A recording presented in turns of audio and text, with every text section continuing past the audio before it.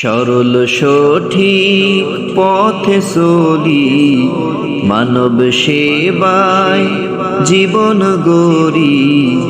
যে পথে আল্লাহ ও নবী খুশি হন, জিন্দাবাদ জিন্দাবাদ মদিনার পথে ফাউন্ডেশন। জিন্দাবাদ জিন্দাবাদ মদিনার পথে ফাউন্ডেশন। মদিনার পথে ফাউন্ডেশন যে মানব সেবায় ও বিশাল। প্রিয় নবীর অনুকরণে শান্তি রক্ষায় মোরা অটল।